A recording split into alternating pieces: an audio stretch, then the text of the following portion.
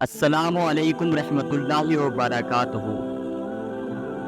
تین صحابی حضرت کعب بن مالک، ہلال بن امیہ اور مرارہ ابن ربیع رضی اللہ عنہم بغیر کسی قوی عذر کے سستی کے سبب جنگ تبوک میں شریک نہ ہو سکے۔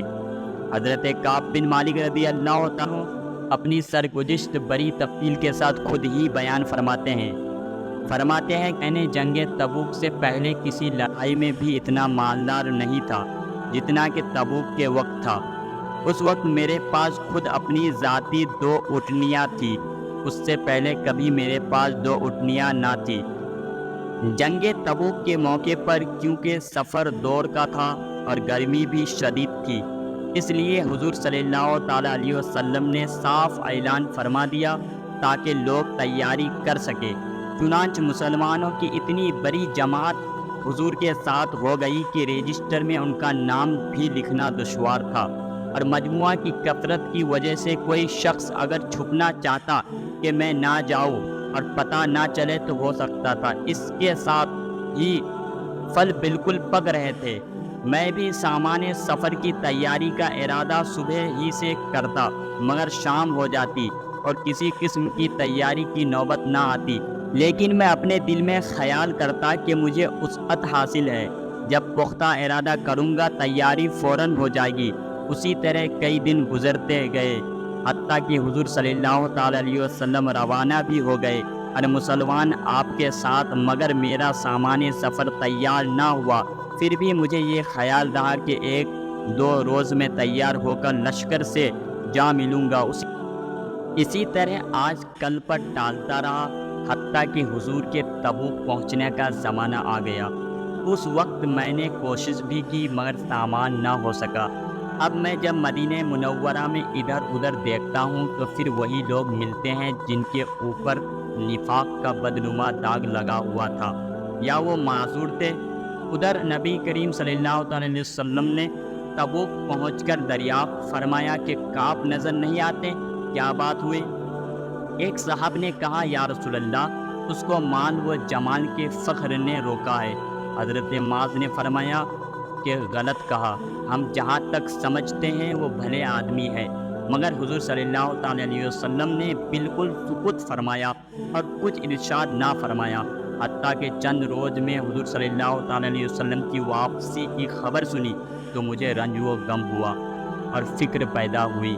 دل میں چھوٹے چھوٹے عذر آتے تھے کہ اس وقت کسی فرضی عذر سے حضور کے غصہ سے جان بچا لوں، پھر کسی وقت معافی کی درخواست کروں گا، اور اس بارے میں اپنے گھرانے کے ہر سمجھدار سے مشورہ کرتا رہا۔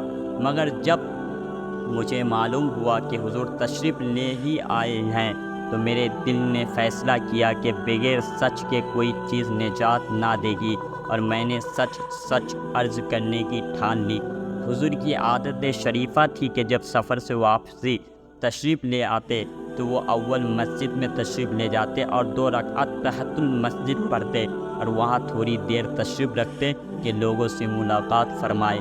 چنانچہ حسب معمول حضور تشریف لے آئے اور مسجد میں تشریف لے گئے اور وہاں تشریف فرما رہے، اور منافق لوگ آ کر چھوٹے چھوٹے عذر کرتے اور قسمیں کھاتے رہے۔ حضور صلی اللہ تعالیٰ علیہ وسلم ان کے ظاہر حال کو قبول فرماتے رہے اور باطل سے اعراض فرماتے رہے کہ اتنے میں بھی حاضر ہوا اور سلام کیا۔ حضور نے ناراضگی کے انداز میں تبسم فرمایا اور اعراض فرمایا۔ میں نے عرض کیا، یا نبی اللہ، آپ نے اعراض کیوں فرمایا؟ خدا کی قسم، میں نہ تو منافق ہوں نہ مجھے ایمان میں کچھ تردد ہے۔ ارشاد فرمایا، یہاں آؤ۔ میں قریب ہو کر بیٹھ گیا۔ حضور نے فرمایا، تجھے کس چیز نے روکا؟ میں نے عرض کیا، یا رسول اللہ، اگر میں کسی دنیا دار کے پاس اس وقت ہوتا تو مجھے یقین ہے کہ میں اس کے غصے سے کوئی نہ کوئی بات بتا کر خلاصی پا لیتا کہ مجھے بات کرنے کا سلیقہ اللہ نے عنایت فرمایا، لیکن یا رسول اللہ، آپ کے متعلق مجھے علم ہے کہ آپ کے سامنے جھوٹ نہیں چل سکتا۔ یا رسول اللہ، بے شک آپ کا غصہ آ رہا ہے، لیکن قریب ہے کہ خدا کی ذات پاک آپ کے عتاب کو زائل کر دے گی۔ حضور، میں سچ ہوں، عرض کرتا ہوں کہ واللہ مجھے کوئی عذر نہ تھا، اور جیسا فارغ اور اسوت والا میں اس زمانے میں تھا، کسی زمانے میں بھی اس سے پہلے نہ ہوا تھا۔ حضور نے فرمایا تم نے سچ کہا۔ پھر فرمایا کہ اچھا اٹھ جاؤ، تمہارا فیصلہ حق تعالیٰ خود فرمائے گا۔ میں وہاں سے اٹھا تو میری قوم کے بہت سے لوگوں نے مجھے ملامت کی، تو میں نے اس سے پہلے کبھی کوئی گناہ نہ کیا تھا۔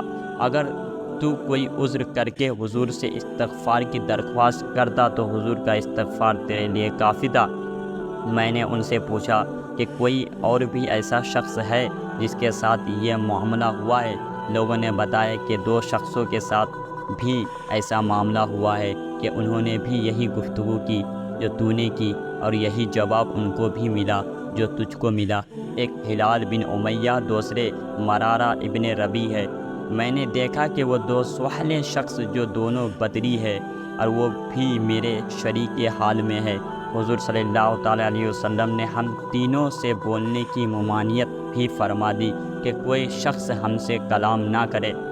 اب اس ارشاد کی صحابہ اکرام نے تعمیل اس طرح کر کے دکھائی کہ کعب فرماتے ہیں کہ حضور کی ممانعت پر لوگوں نے ہم سے بولنا چھوڑ دیا اور ہم سے اجتناب کیا، گویا کہ دنیا ہی بدل گئی، حتیٰ کہ زمین باوجود اپنی وسعت کے ہمیں تنگ معلوم ہونے لگی، سارے لوگ اجنبی معلوم ہونے لگے، در و دیوار بیگانے ہو گئے۔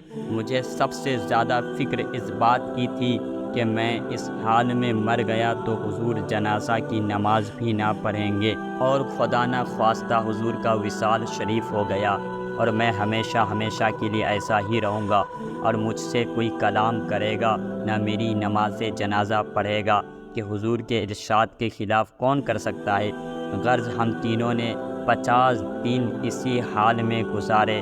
میرے دونوں ساتھی تو شروع ہی سے گھروں میں چپ کر بیٹھ گئے تھے۔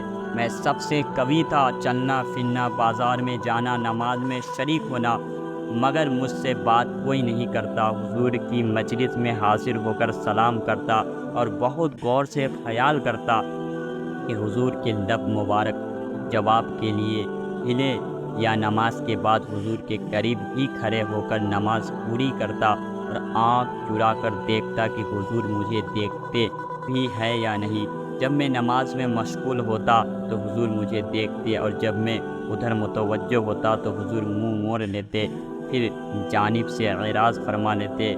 غرض یہی حالات گزرتے رہے، اور مسلمانوں کا بات چیت بند کر دینا مجھ پر بہت ہی بھاری ہو گیا۔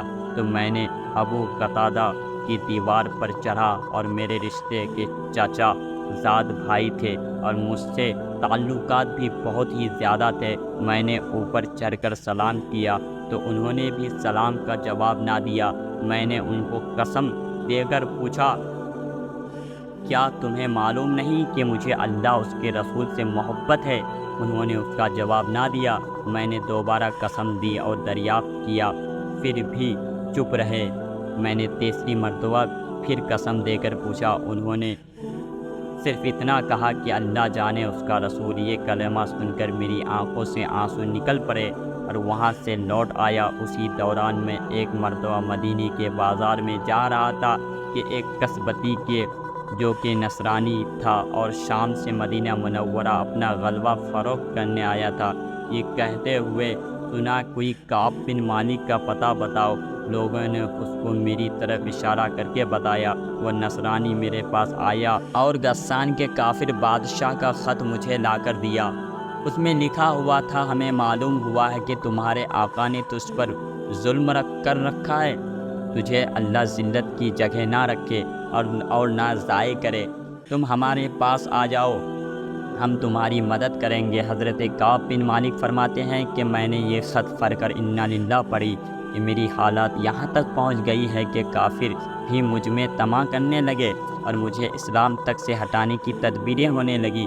میں نے یہ ایک اور مصیبت آئی، اس خط کو میں نے تنور میں پھونک دیا اور حضور سے جا کر عرض کیا، یا رسول اللہ، اب تو آپ کے اعراض کی وجہ سے کافر بھی مجھ میں طمع کرنے لگے۔ اسی حالت میں ہم پر 40 روز گزرے تھے کہ حضور کا قاصد میرے پاس حضور کا یہ ارشاد لے کر آیا کہ اپنی بیوی کو چھوڑ دو۔ میں نے دریافت کیا کہ کیا منشا ہے، اس کو طلاق دے دوں؟ کہا نہیں، بلکہ اس سے علیحدگی اختیار کر لو۔ اور میرے دونوں ساتھیوں کے پاس بھی انہی قاصد کی معرفت یہی حکم پہنچا۔ میں نے اپنی بیوی سے کہہ دیا کہ تو اپنے میکے چلی جا جب تک اللہ تعالیٰ اس امر کا فیصلہ نہ فرمائے، وہی رہنا۔ ہلال بن امیہ کی بیوی حضور کی خدمت میں حاضر ہوئے اور عرض کیے، یا رسول اللہ، ہلال بالکل بوڑھے شخص ہے، کوئی خبر گیری کرنے والا نہ ہوگا تو ہلاک ہو جائیں گے، اگر آپ اجازت دیں تو میں کچھ کام کاج ان کا کر دیا کروں۔ حضور نے فرمایا، اچھا، اس بات کی تجھے اجازت ہے مگر قربت نہ ہو۔ انہوں نے عرض کی، یا رسول اللہ، اس بات کی طرف تو ان کو میدان بھی نہیں۔ جس روز سے یہ واقعہ پیش آیا آج تک ان کا وقت روتے ہی گزرا ہے۔ حضرت کعب فرماتے ہیں، ایک صاحب گھوڑے پر سوار بھاگے ہوئے آئے، میں نے اپنے پہنے کپڑے اس بشارت دینے والوں کی نظر کیے اور پھر حضور صلی اللہ تعالیٰ علیہ وسلم کی خدمت میں حاضر ہوا۔ اسی طرح میرے دونوں ساتھیوں کے پاس بھی خوشخبری لے کر لوگ گئے۔ میں جب مسجد نبوی میں گیا تو وہ لوگ جو خدمت اقدس میں حاضر تھے مجھے مبارکباد دینے کے لیے دوڑے اور سب سے پہلے ابو طلحہ نے پڑھ کر مبارکباد دی اور مصافحہ کیا، جو ہمیشہ ہی یادگار رہے گا۔ میں نے حضور کی بارگاہ میں جا کر سلام کیا تو چہرہ انور کھل رہا تھا اور خوشی کے انور چہرے مبارکہ سے ظاہر ہو رہے تھے۔ حضور کا چہرہ مبارک خوشی کے وقت چاند کی طرح چمکنے لگتا تھا۔ میں نے عرض کی، یا رسول اللہ، میری توبہ کی تکمیل یہ ہے کہ میری جنتی جائیداد ہے وہ سب اللہ کے راستے میں صدقہ ہے، اس لیے کہ یہ امانت وراثت ہی اس مصیبت کا سبب بنی تھی۔ حضور نے فرمایا کہ اس میں تنگی ہوگی، کچھ حصہ اپنے پاس بھی رہنے دو۔ میں نے عرض کی، یا رسول اللہ، بہتر ہے کہ کچھ حصہ میرے پاس بھی رہنے دے دیا جائے۔ مجھے سچ ہی نے نجات دی، اس لیے میں نے عہد کیا ہمیشہ سچ بولوں گا۔